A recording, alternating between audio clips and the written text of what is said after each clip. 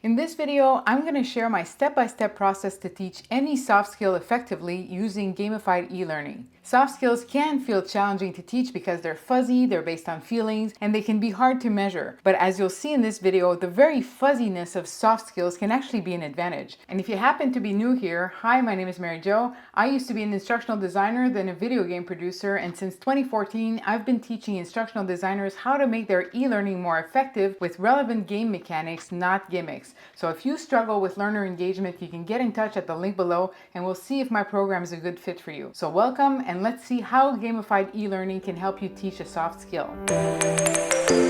For today's demonstration, I've chosen the soft skill of persuasion. This applies in many contexts, but I chose the context of a lawyer trying to persuade a jury. So let's say my client is a law firm who need training because they want to win more trials. First step is, of course, to set our learning objectives, and when dealing with a soft skill, there are two issues that often arise here. Number one, part of the reason why soft skills can feel hard to teach is that they're often made up of a lot of sub-skills. Persuasion, for example, can probably break down into building rapport, presenting your case clearly, handling objections, etc. So you can easily end up with a huge action map when you break persuasion down into its components. But when I'm doing this with a client, we try to pare it down to the elements that are going to have the biggest impact, either because people are really bad at it, so there's a lot of room for improvement, or it comes up more often, whatever the reason is. For this example, let's say my client told me that they know they're always fumbling the closing arguments. So even though we start with something broad, we can pare it down to what's going to pay off the most. The second issue is I have a chain of events that starts with my course and ends up in the real world. My course teaches the basics of persuasion, which means the learner can present a better closing argument, which means they come off as more credible in court,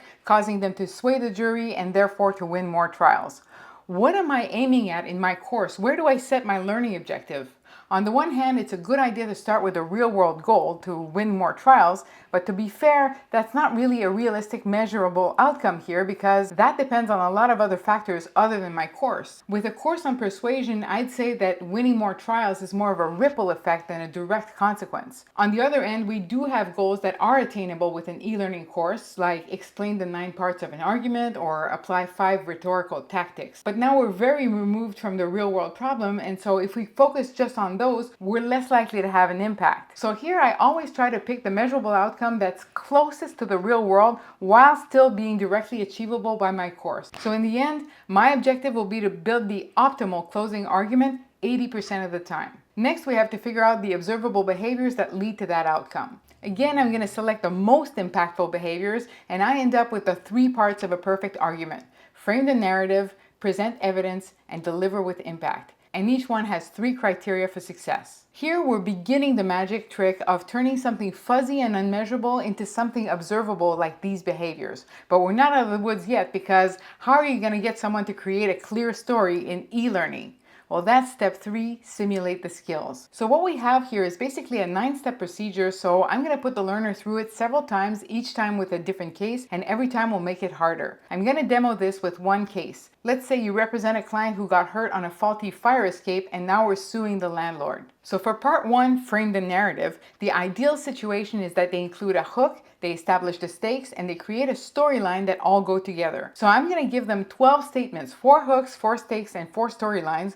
Obviously, these are going to be shuffled, and their job will be to pick one of each. For example, let's take this hook. Sometimes cutting costs means cutting people's lives. So if I pick this hook, I'm making the case about money. Next, I have to pick the stakes. Now there's 4 of them, but since I've already picked a hook about money, I have to pick the stakes statement that's also about money. So the correct one is, we need to send a message that saving money isn't worth risking lives. And then I pick the correct storyline out of these 4.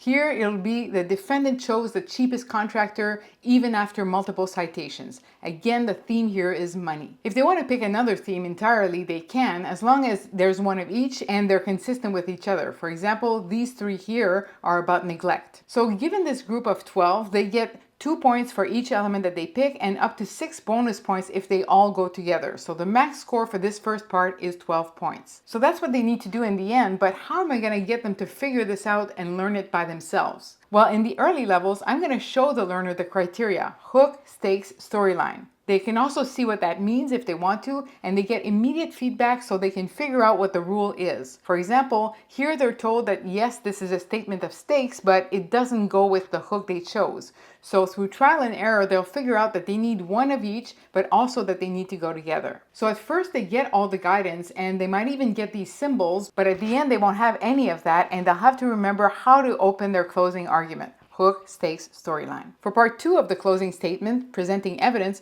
my SME tells me that this is about choosing your best evidence and presenting it in the best light, but also neutralizing evidence against you. So what they'll have to do here is pick the best 3 pieces of evidence in their favor, so 1 point each for that, and then for each one, they have to present it in a way that echoes the theme they chose. So here I pick 3 written tenant complaints and present it by saying they ignored these complaints because fixing it would cost money. 1 point each for that. And then you do the same thing for the 3 strongest pieces of evidence against you. So here too, the max score is 12. And again, for this activity, in the early introduction levels, they'll get immediate feedback until they get it right. And in the final levels, they should be able to get that without guidance. Part 3 of making a perfect closing argument is the delivery. Now again, there's a ton that goes into a great delivery, but my SME has whittled it down to 3 points.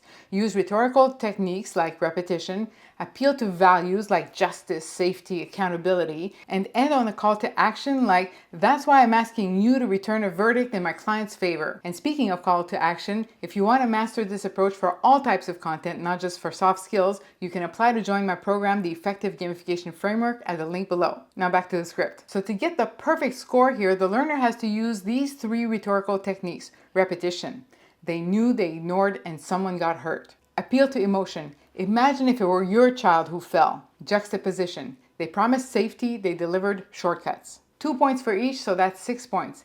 And then they have to pick a statement that appeals to values like, justice without consequences is no justice at all. 3 points for that, and end on a call to action. 3 points for that one as well. So the max for this part is also 12 for a total of 36 points. So now I've got learning activities for each of the 3 parts of building a perfect closing argument. Step 4 is to establish the progression. For each part of the procedure, I've designed an activity, and the same activity will serve to teach the learner what to do, i.e. introduce them to the content, and to assess them, that is, test that they can do it. So like we just saw, in the introduced level, they'll get guidance and immediate feedback, so we're forcing them to succeed, we're forcing them to find the right answer. In the assess levels, they get none of that, and let's say we decide that they need to get maybe 32 out of 36 points, and if they do that with no guidance, the jury finds in their favor and they win the trial. As for the practice levels, we don't always need them. So once I've built the introduce and the assess levels, I'd put some newbie learners through it and see. If I find that they get everything right here, but then everything goes to hell when I take away the guidance, then maybe we can have a practice phase in between to smooth out that increase in difficulty. There's a ton of things you can do here, like gradually reduce the guidance, or give them hints or do-overs, or gradually increase the score they need to win the trial, so that at first maybe they need only 24 out of 36, and then we move it up gradually to 32. And that's one of the big hidden advantages of soft skills. Because they're complex, they naturally give you more ways to simulate the skill and a large range of possible scores. That in turn allows you to more perfectly match the difficulty based on how the learner is doing. So that's where that fuzziness and that complexity of soft skills can be an asset for you. So remember, just identify the highest impact behaviors, model them in activities that you can use to teach actively, and just scale the difficulty across the levels. And if you want to build training that does exactly that, that is effective, engaging, and relevant, I'd love to welcome you into the Effective Gamification Framework, which is my program for e-learning designers who want to go beyond the teach then test model. So book a call and let's see if the program's a good fit for you. Thank you so much for watching, and I'll see you in the next one.